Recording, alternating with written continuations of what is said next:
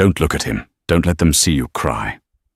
That was the only thought running through Jaina's mind as she sat at the jagged edge of the wedding feast, the wedding of her own fated mate to another woman. The entire pack was laughing at her. She was the rejected Omega, the mistake the girl who wasn't enough.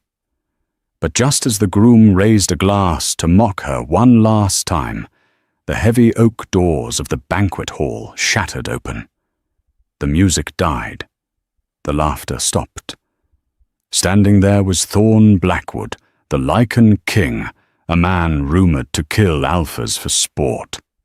And he wasn't looking at the bride. He was looking straight at Jaina. He stormed across the room, smelling of rain, and bloodshed, leaned down to her trembling ear and whispered 6 words that would change the fate of the entire world. Act like you're with me. The banquet hall of the Silver Creek pack was suffocating. It smelled of roasted venison, expensive wine, and the cloying, sugary scent of Seraphina Cross's perfume. To anyone else, this was the wedding of the century. Alpha Kalin Sterling, the golden boy of the coast, was finally marking his Luna. To Jaina Vance, it was a public execution. She sat at a small, wobbly round table near the swinging doors of the kitchen. It was the table reserved for the elderly who had lost their minds, and the unmated Omegas who served no political purpose. The tablecloth was stained. The centerpiece was a wilting daisy, while the head table groaned under the weight of imported white roses. I can't believe she actually came. A voice hissed from a nearby table. Jaina recognized it. Jessica, one of Seraphina's bridesmaids. If Kalin rejected me for being wolfless, I would have thrown myself off the cliffs, not attended the wedding. She has no pride. Another voice laughed. That's why she's an Omega. No wolf, no backbone. Jaina gripped the stem of her water glass, so hard her knuckles turned white. I didn't come because I wanted to, she thought bitterly. I came because Alpha Kalin ordered it. It was the ultimate power move. Kalin hadn't just rejected their fated mate bond 3 months ago. He wanted to sever it publicly. He wanted to show the neighboring packs that he, a powerful alpha, was not bound by the moon goddess's mistake. He chose Seraphina, a beta with a strong political connection to the Southern Territories. Jaina was just the daughter of a deceased pack warrior, born without the ability to shift. Ladies and gentlemen, the beta announcer's voice boomed. Please raise your glasses for Alpha Kalin and his beautiful bride, Seraphina. Jaina kept her head down, staring at the scratches on the wooden floor. Wait. Kalin's voice rang out smooth and arrogant. He stood up at the head table, his champagne flute catching the light. He looked handsome, devastatingly so, with his sandy blonde hair and sharp jawline. But his eyes were cruel. Before we toast, Kalin said, his gaze scanning the room until it locked onto the dark corner near the kitchen. I want to thank a special guest. Jaina, where are you? The room went deathly silent. A spotlight, clearly prearranged, swung violently across the room and blinded Jaina. She flinched, shielding her eyes. There she is, Kalin smirked. Seraphina giggled beside him, covering her mouth with a manicured hand. Jaina, thank you for coming. It shows great maturity to support the future of this pack, even when you aren't part of it. Let this be a lesson to all. Biology is not destiny. Strong bloodlines choose strong partners. A ripple of cruel laughter went through the hall. He was calling her weak. He was parading her heartbreak as a trophy. To the happy couple, the crowd roared. Jaina felt a tear slip down her cheek. She wiped it away furiously. She wanted to run, but Kalin had placed guards at the exits. You will stay, he had told her yesterday. You will watch me mark her. And then everyone will know you are truly nothing. She was trapped. Alone. a lamb surrounded by wolves who smelled her blood and found it amusing. She grabbed her purse, ready to lock herself in the bathroom until this nightmare ended. But just as she pushed her chair back, the air in the room changed. It wasn't a sound, it was a pressure. The temperature dropped 10 degrees in a second. The hairs on Gina's arms stood up, not from cold, but from primal instinct. Boom. The heavy double doors at the main entrance didn't just open. They were thrown wide with enough force to crack the plaster on the walls. Silence fell instantly. Absolute, terrified silence. Standing in the doorway was a man who blocked out the moonlight. He was massive, easily 6'5", with shoulders that strained against a black tactical suit. He didn't wear a tuxedo. He looked like he had just walked off a battlefield. His hair was black as a raven's wing, and his eyes, even from across the room, Gina could see they were a glowing electric amber. "By the goddess?" The elder next to Gina whispered, trembling. "That's the Lycan king, Thorne Blackwood, the ruler of the royal Lycan court. He wasn't just a werewolf, he was pure Lycan blood, ancient, lethal. He governed the laws that alphas like Kalin only pretended to follow. He never attended pack weddings. Never." Kalin's arrogance evaporated. He looked small. King Thorne," Kalin stammered, stepping down from the dais. We weren't expecting." Thorne didn't even look at the alpha. He stepped into the room, and the crowd parted like the Red Sea. Wolves lowered their heads, baring their necks in submission. The aura radiating off him was suffocating pure dominance. He walked past the head table. He walked past the VIPs. He walked past the buffet. He was walking toward the kitchen, toward the reject table. Gina's heart hammered against her ribs. "Is he here to kill me? Did I break a law I didn't know about?" Thorne stopped right in front of her table. Up close, he was terrifyingly beautiful. A scar ran through his left eyebrow, giving him a dangerous edge. He looked down at Jenna, his amber eyes scanning her face, her cheap dress, the tear track on her cheek. He ignored everyone else in the room. He extended a hand, large, scarred and rough. "Stand up," he rumbled. His voice sounded like gravel grinding together. Gina's legs shook as she stood. She barely reached his chest. Thorne took a step closer, invading her personal space. He leaned down his lips, brushing the shell of her ear. The scent of him, ozone pine, and something metallic flooded her senses. "Listen to me carefully," he whispered, low enough that only she could hear. "There are 3 assassins in this room, waiting for a signal to put a silver bullet in my skull. I need a distraction to get them to move." Gina gasped, but he gripped her waist, pulling her flush against his hard body. "Act like you're with me," he commanded softly. "Act like you belong to me, and I'll get you out of this hellhole." Gina froze. Her mind couldn't process the information fast enough. Assassins here, and the Lycan king wanted her help. "Do it," Thorne growled, his hand tightening possessively on her hip. Gina didn't have to act terrified. She already was. But she looked over Thorne's shoulder and saw Kalin staring at them, his mouth hanging open. She saw Seraphina's face twisted in shock. For the first time all night they weren't looking at her with pity. They were looking at her with fear. A sudden surge of adrenaline spiked through her veins. Revenge. Gina looked up into Thorne's predatory amber eyes. She didn't just nod. She placed her small hand on his chest, right over his heart, and smiled a shaky, intimate smile. "You're late, my king," she said, her voice trembling slightly, but loud enough for the nearby tables to hear. Thorne's eyes widened a fraction of an inch, surprise before a dark amusement curled his lip. He played along instantly.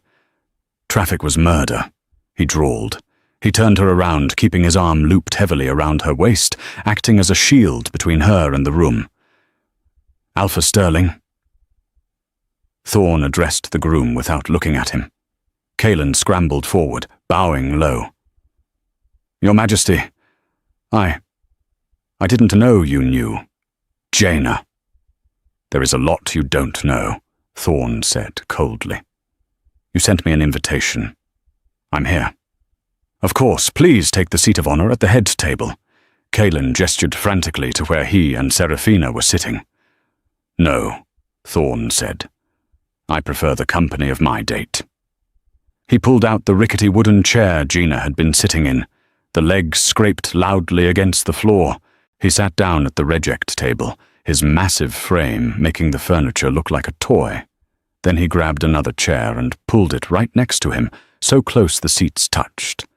Sit, Jaina. She sat. The entire room was paralyzed. The Lycan king was sitting near the kitchen, ignoring the alpha, focusing entirely on the girl everyone had just mocked. Pour us wine, Thorne ordered a passing waiter.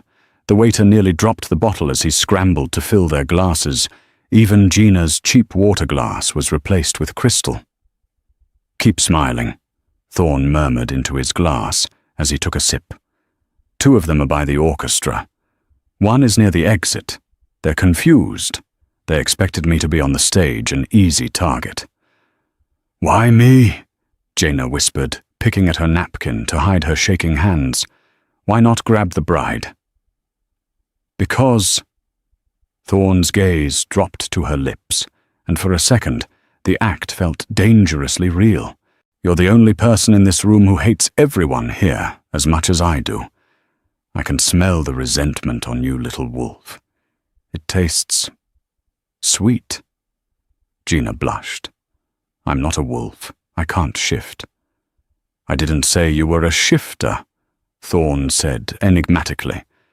I said you were a wolf. There's a difference. Suddenly Kalin appeared at their table. He couldn't help himself. His ego was bruising.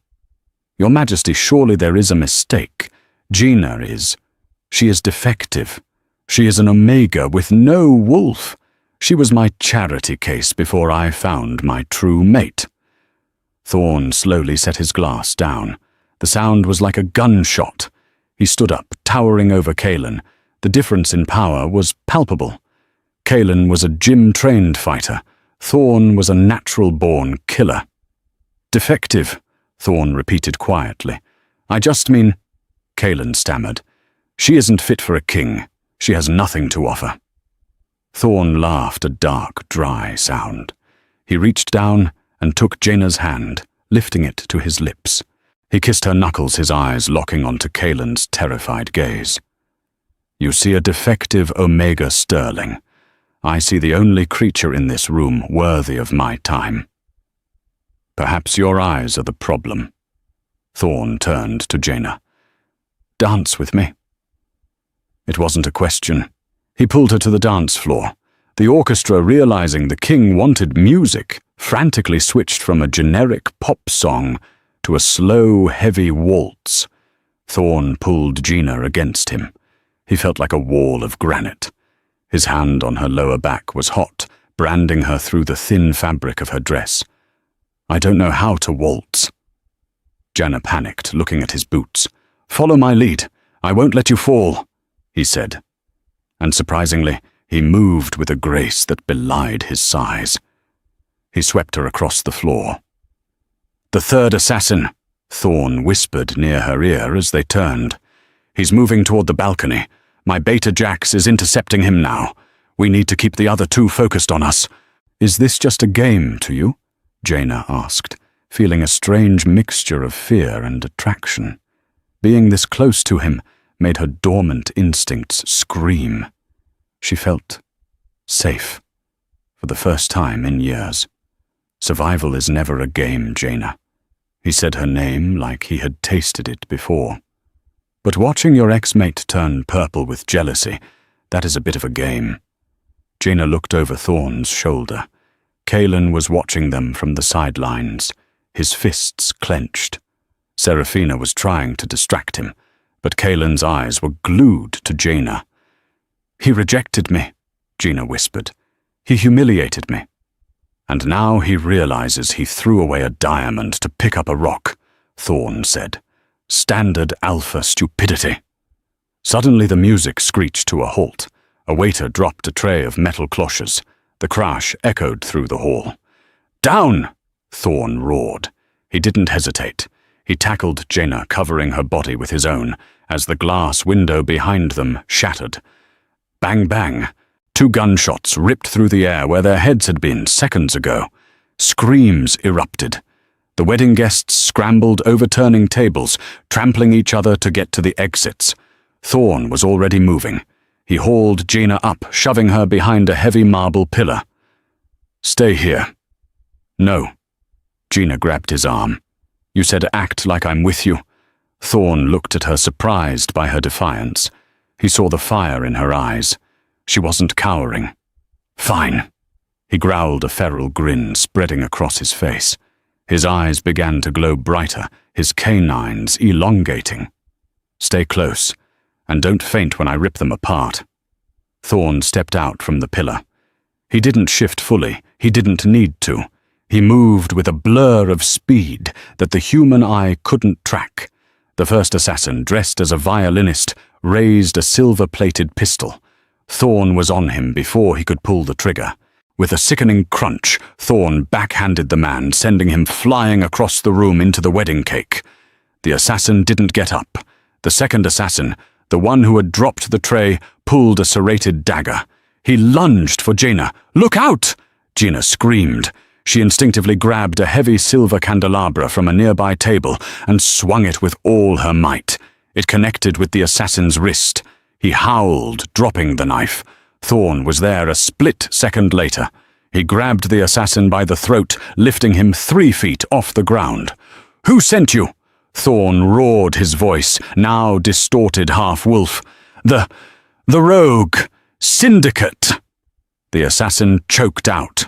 Thorne snapped the man's neck and dropped him. Silence fell over the room again. The guests were cowering under tables. Kalin was hiding behind his new bride. Thorne stood amidst the wreckage of the wedding blood on his hands, his chest heaving. He looked wild, terrifying. He turned to Jaina. She was still holding the candelabra, breathing hard, her hair wild. Thorne walked over to her. He didn't look at the bodies. He took the candelabra from her shaking hands and set it down. You fight well for a defective Omega, he murmured. I grew up dodging punches, Jaina said, her voice shaking. I learn fast. Good, Thorne said, because you can't stay here anymore. What? The rogue syndicate doesn't miss. They know I'm here. And now? He gestured to the room. They know you saved my life. You are a target, Jaina. Kalin crawled out from under a table, trying to regain his composure. Now see here, King Thorne. You can't just bring violence into my wedding and... Thorne spun around, a low growl, vibrating in his chest that made Kalin wet himself. Silence, boy, Thorne snapped. Your security is a joke. Your pack is compromised. Thorne turned back to Jaina. He extended his hand again. This time, it wasn't for a show. It was an offer. Come with me, Thorne said, to the royal court. I offer you protection. As what? Jaina asked. A prisoner. Thorne's eyes softened, the gold swirling like molten honey. No, as my personal guest, and as the woman who is going to help me find the rest of these rats. He looked at Kalin, then back to Jaina, a wicked smirk playing on his lips. Unless, of course, you want to stay here and help clean up the cake. Jaina looked at Kalin, the man who broke her heart. Then she looked at the Lycan king, the monster who offered her a hand. She took Thorne's hand. Take me away, she said. Thorne swept her up into his arms, bridal style. He walked past the stunned groom and the weeping bride, carrying Jaina out into the night rain, where a black convoy of SUVs was waiting. But as the door of the car closed, sealing them in the quiet dark, Thorne's demeanor shifted. He didn't let her go. He leaned back against the leather seat, closing his eyes, and let out a long, pained breath. "Are you okay?" Jaina asked. Thorne opened his eyes. The amber glow was fading, replaced by a feverish darkness. He pulled up his shirt. There just above his hip was a silver bullet hole, oozing black blood. "I lied," Thorne rasped, his invincible facade cracking. "They didn't miss." The interior of the SUV was spacious, like the cabin of a private jet, but the air was thick with the metallic tang of blood. Rain hammered against the tinted windows, sealing them into a private, terrifying world. "Drive!" Thorne barked at the driver, his voice strained. "Fast!" He slumped back against the seat, his hand pressing a handkerchief to his side. The white cloth was already soaked through with black, viscous blood. "You need a hospital," Jaina cried, hovering over him. Her hands fluttered, unsure where to touch him. She was an Omega. Well, she had been treated like one. She was used to cleaning floors, not tending to wounded kings. "No hospital." Thorne gritted out his teeth, clenched in pain. "Hospitals have records. Records leak. If the court knows I've been hit with silver, the sharks will circle before morning." He looked at her, his amber eyes burning with a feverish intensity. "You have to do it." "Do what?" Jaina asked, her voice trembling. "Get it out." Thorne reached into a compartment in the door and pulled out a small, leather-bound first aid kit. He tossed it onto the leather seat between them. "It's a silver nitrate bullet. It burns the healing cells. My body can't push it out. You have to dig it out." Jaina stared at the kit, then at the wound. I can't. I've never—" "Jaina!" Thorne roared, making her jump. He grabbed her wrist, his grip surprisingly strong for a dying man. "Look at me. I saved you back there. Now save me, or we both die tonight." Something in his eyes, a raw, desperate vulnerability beneath the layers of lethal power, snapped Jaina into focus. He was right. She wasn't the crying girl at the wedding anymore. She was the girl who smashed an assassin with a candelabra. "Okay," she whispered. "Okay." She opened the kit. Scalpel, tweezers, gauze, alcohol. "This is going to hurt," she warned. "Just do it," Thorne growled, tilting his head back and exposing his throat. Jaina poured the alcohol over his wound. Thorne hissed his body, seizing up muscles, jumping under his skin like coiled snakes. His hands gripped the leather armrests so hard, the material tore with a loud rip. With shaking hands, Jaina picked up the tweezers. She leaned in. She could smell him, the rain, the blood, and beneath it, all that intoxicating scent of pine and deep earth. "I see it," she murmured. She dug in. Thorne didn't scream. He made a low, guttural sound, like a mountain cracking apart. Sweat beaded on his forehead. "Almost. Got it." Jaina bit her lip until it tasted of copper. The silver bullet was lodged deep near his hip bone. The flesh around it was sizzling, turning a necrotic grey. With one final tug, the bullet popped out. Jaina dropped it into a metal tray. "It's out!" she gasped, grabbing the gauze to press against the wound. Thorne let out a breath that shuddered through his entire frame. Almost instantly the bleeding slowed. The black blood turned red again. The grey edges of the wound began to knit together, steam rising from his skin as the Lycan healing factor kicked in. Within a minute, it was just a red scar. Thorne opened his eyes. They were clear again. The fever was gone. He looked at Jaina. She was covered in his blood. Her cheap dress was ruined. Her hair was a mess, and she was staring at his healing skin with wide, fascinated eyes. "You have steady hands," Thorne said quietly. Jaina looked up, realizing how close they were. Her hand was still resting on his bare stomach. She snatched it back, as if burned.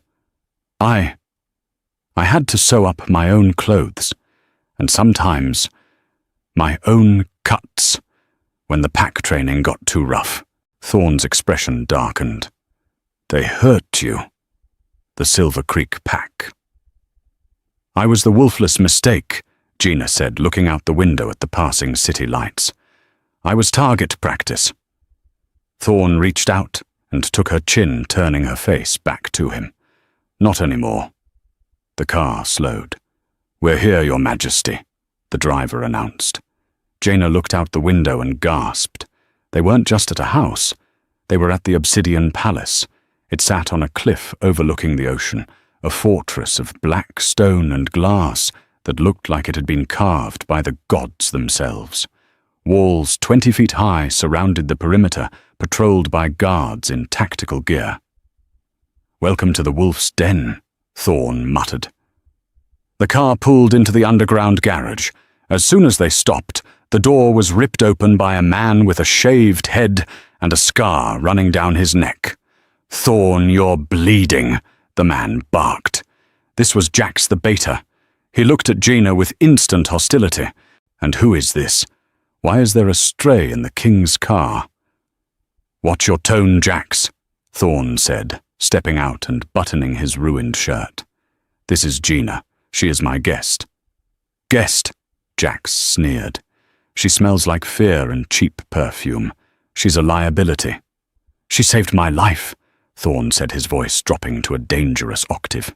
She took out the second assassin. Jax blinked, looking at the small girl. Her. Yes. Her. Thorne turned to Jaina. Come. He led her through the palace. It was cold. Beautiful, but cold. Everything was marble steel and expensive art. It didn't feel like a home. It felt like a museum for predators. Thorne led her into a massive study with floor-to-ceiling windows overlooking the storm-tossed sea. He went to a crystal decanter and poured 2 glasses of amber liquid. He handed one to Jaina. Drink. It will settle your nerves.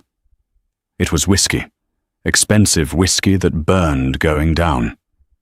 Why am I here, Thorne? Jaina asked, finding her courage. The assassins are dead. You're healed. Why didn't you just drop me off at a bus station?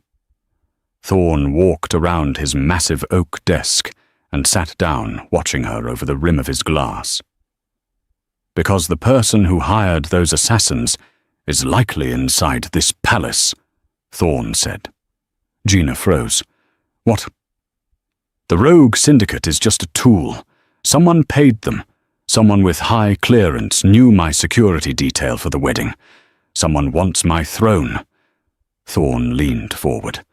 I can't trust my council. I can barely trust my guards. So, you need a bodyguard? Gina asked. Thorne laughed softly. No, I need a distraction. I need a shield. He placed a piece of paper on the desk. I need a mate. Gina choked on her drink. Excuse me. Fake mate, Thorne corrected.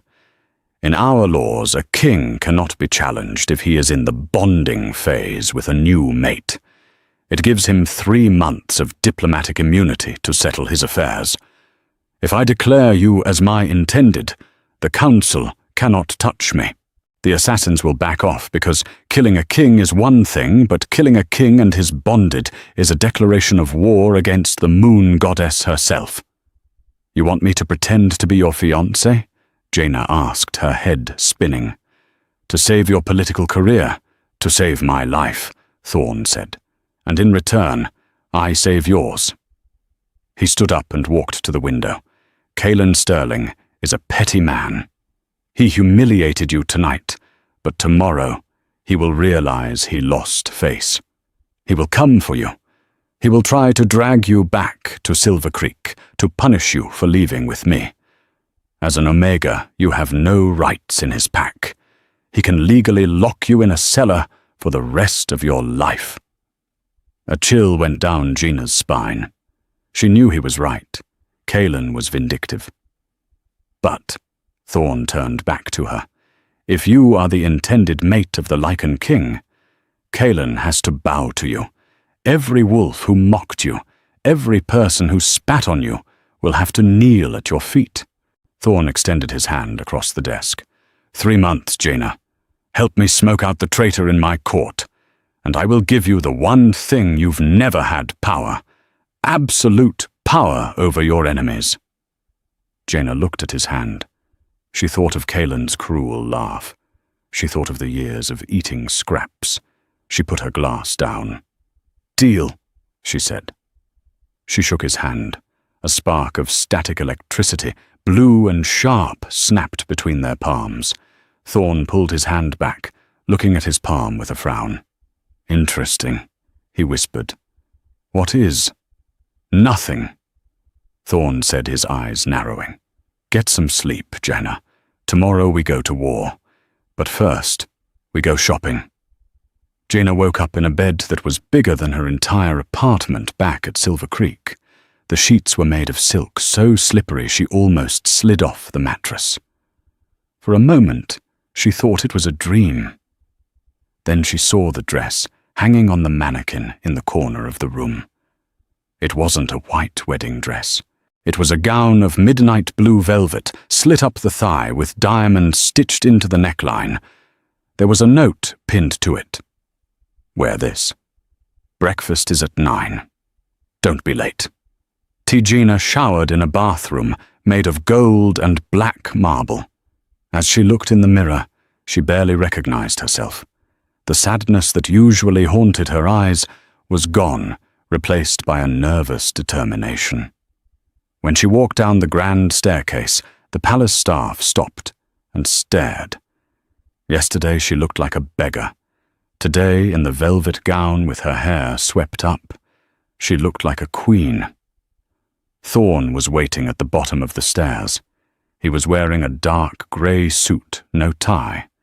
He looked up, and his conversation with Jax stopped mid-sentence. He didn't say anything. He just stared. His amber eyes tracked her descent, darkening with every step. "Well?" Jaina asked, feeling shy. "Is it too much?" Thorne cleared his throat, adjusting his cuffs. "It's adequate. You look believable." Jax rolled his eyes. "Try not to trip, Your Highness." "Sir." A guard burst through the front doors. "We have a situation at the main gate." "What is it?" Thorne asked, his demeanor instantly shifting to cold authority. "It's Alpha Kalin Sterling. He's here with a dozen enforcers. He's demanding to see you. He says you've kidnapped a member of his pack." Thorne smiled. It was a shark's smile. "Let him in," Thorne said. "Bring him to the throne room." He turned to Jaina and offered his arm. "Ready for your first performance?" Jaina took a deep breath. She looped her arm through his. "Ready." The throne room was intimidating. A massive chair made of obsidian sat on a raised dais. Thorne sat on it, looking bored. Jaina stood next to him, her hand resting on his shoulder, playing the part of the devoted mate. The doors banged open. Kalin stormed in, followed by 4 of his best warriors. He looked exhausted. He clearly hadn't slept since the wedding disaster. "Thorne!" Kalin shouted, forgetting all protocol. "This is an act of war. You abducted a member of the Silver Creek pack." Thorne didn't move. He tapped a finger on the armrest of his throne. "I see no abduction. I see a woman standing by her mate." Kalin stopped dead. He looked at Jaina. Really looked at her. "Mate." Kalin laughed a hysterical sound. "She's an Omega. She's defective. She can't be a mate to a king. She can't even shift." "Careful, Sterling," Thorne warned, his voice low. "You are speaking of my future queen." "It's a lie."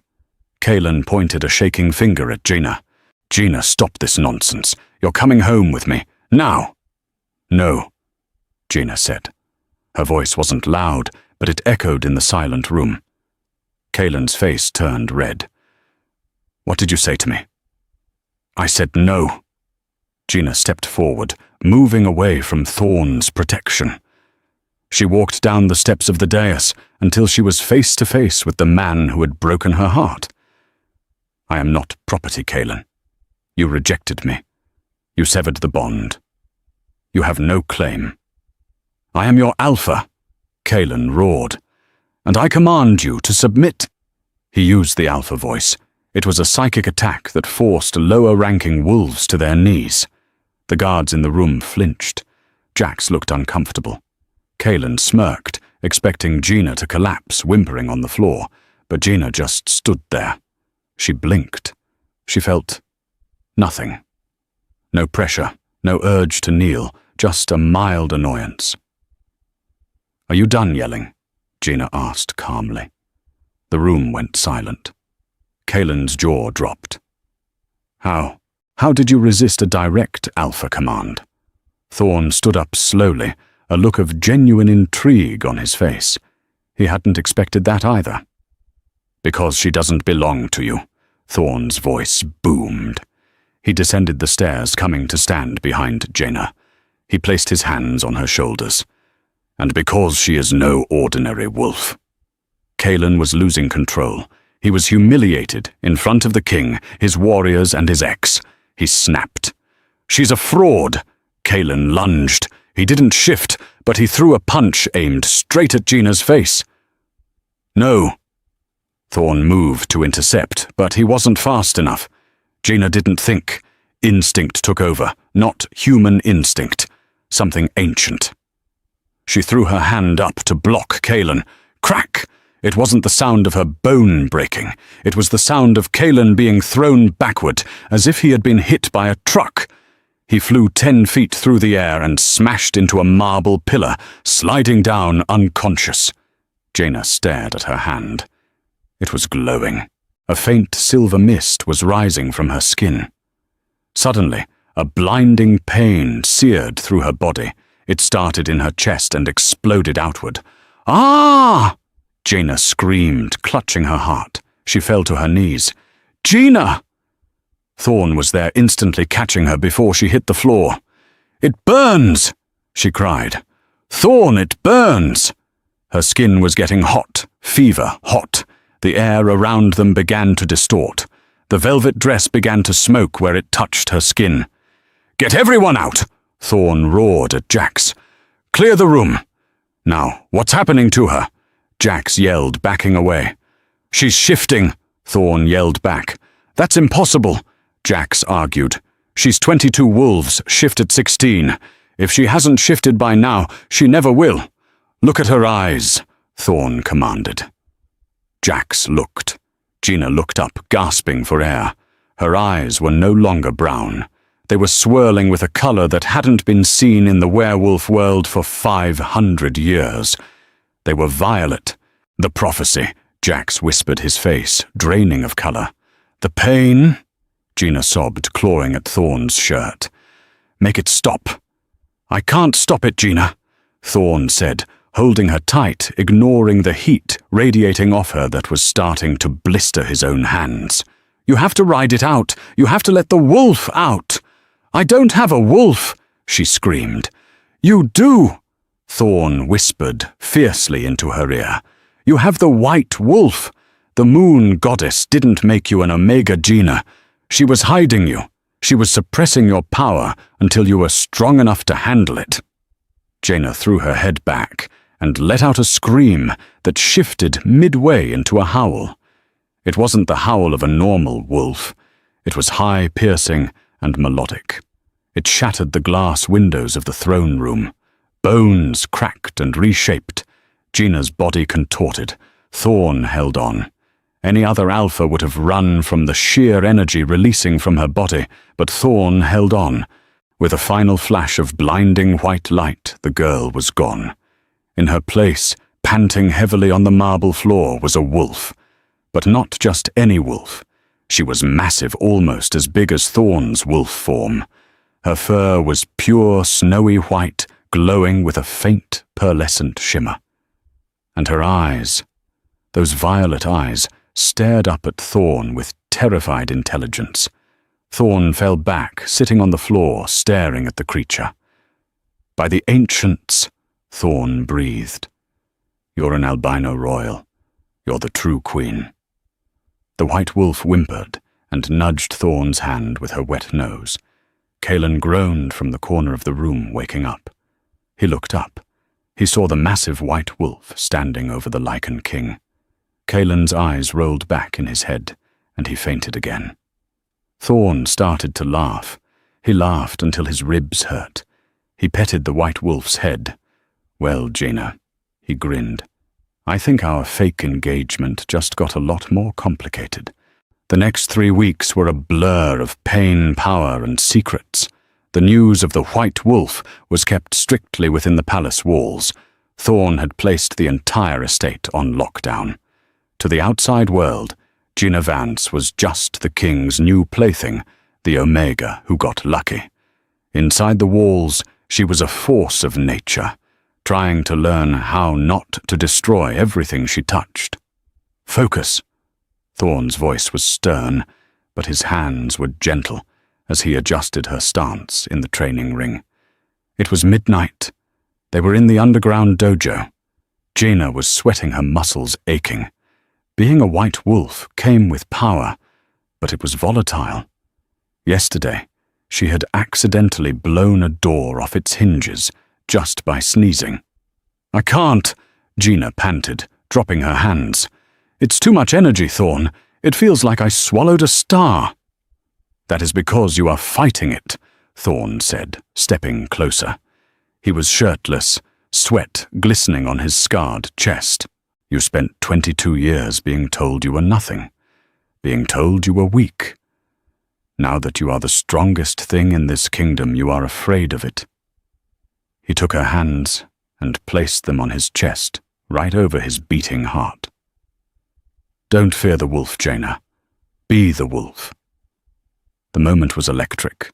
The air between them hummed.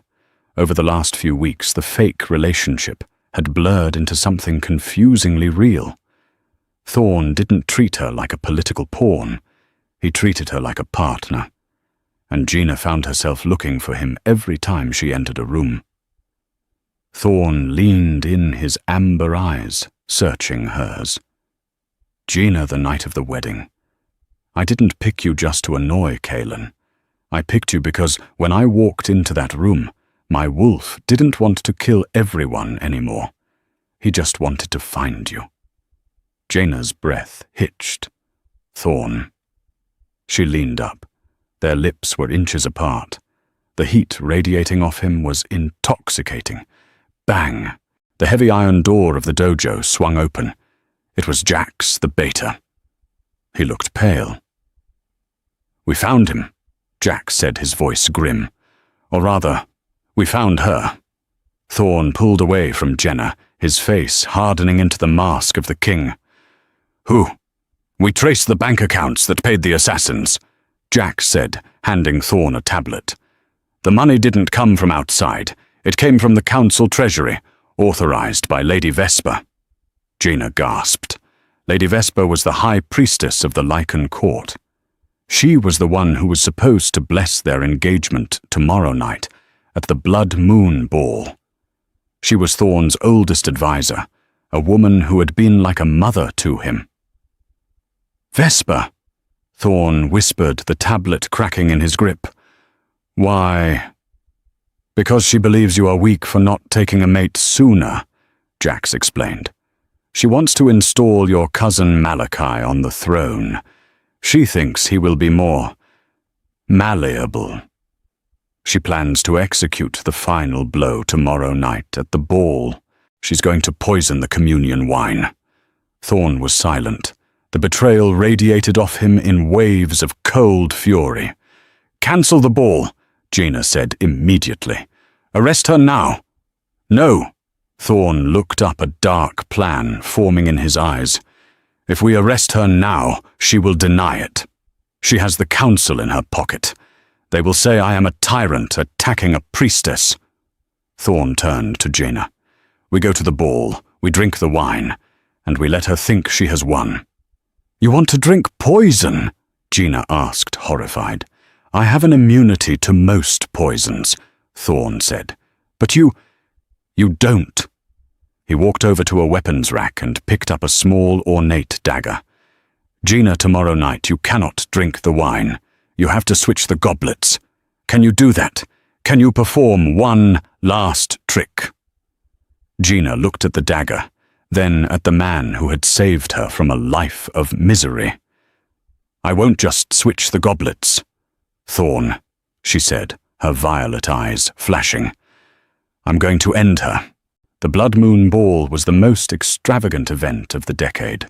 The grand ballroom of the Obsidian Palace was filled with every Alpha Luna and dignitary from the 7 territories, including Alpha Kalin Sterling and his wife, Seraphina.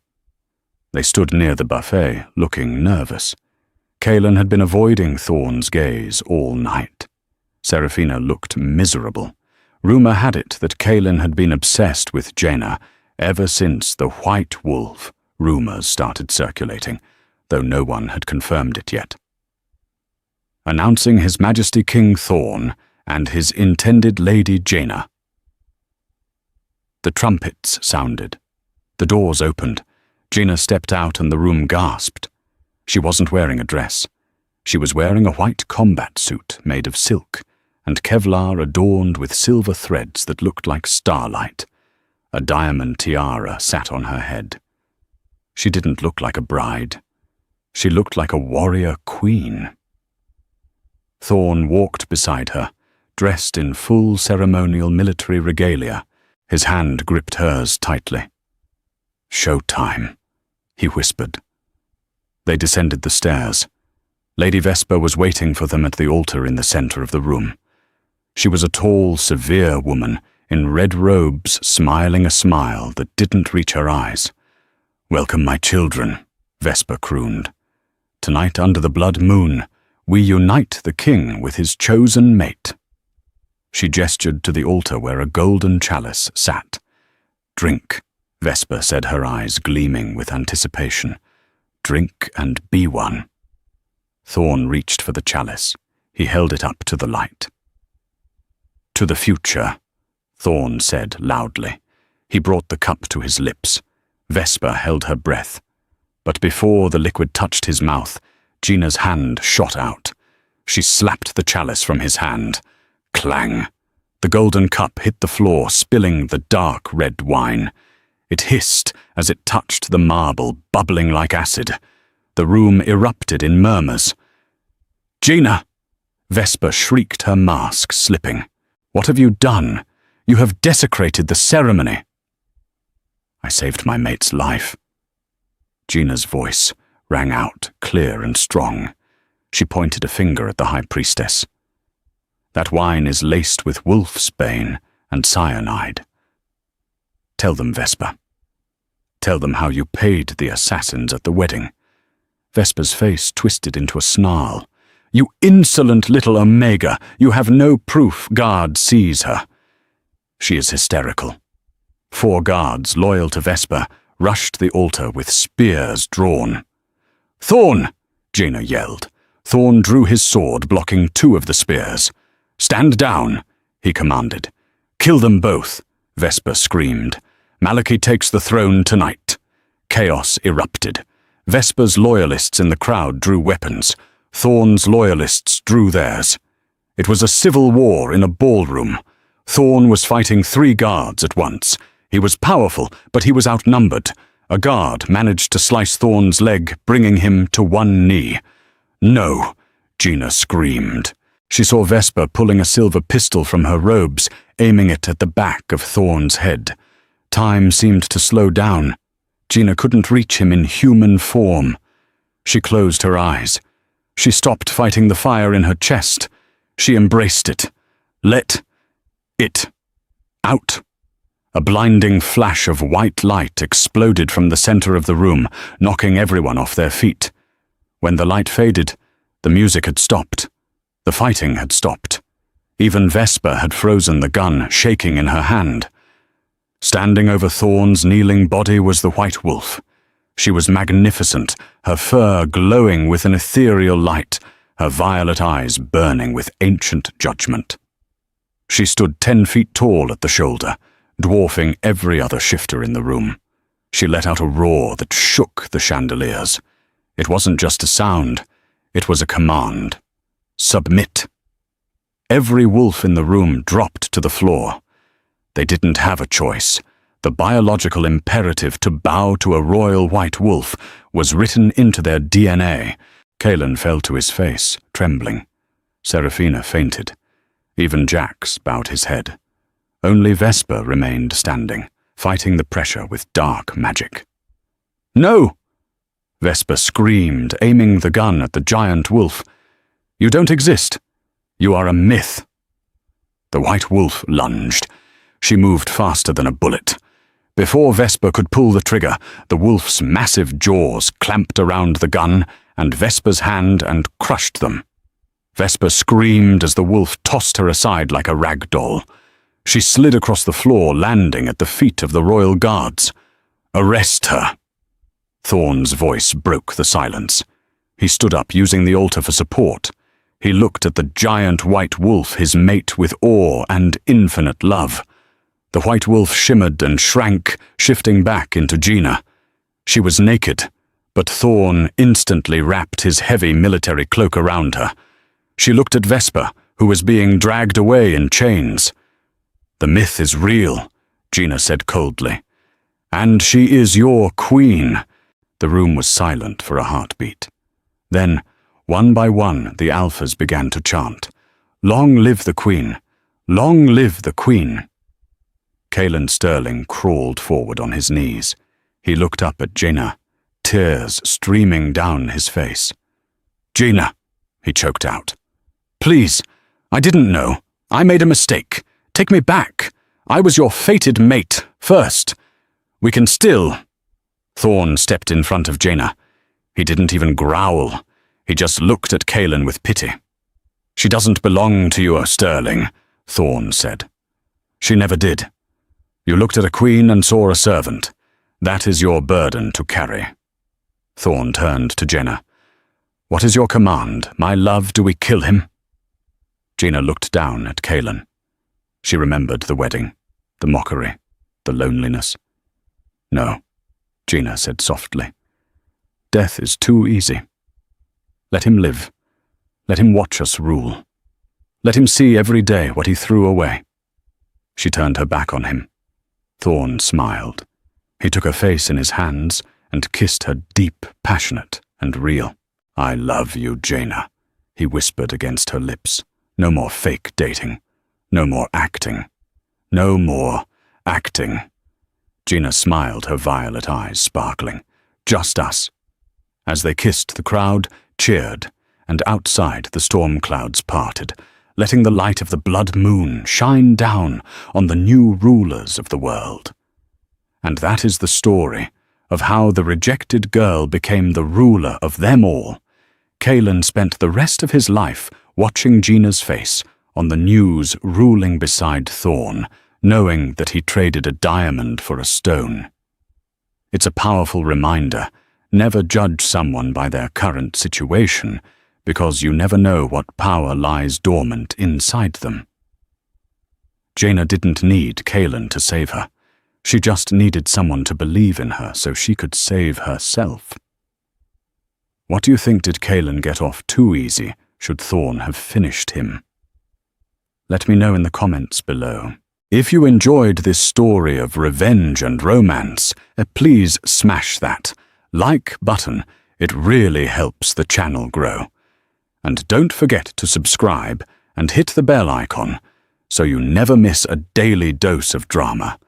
Thanks for watching, and see you in the next story.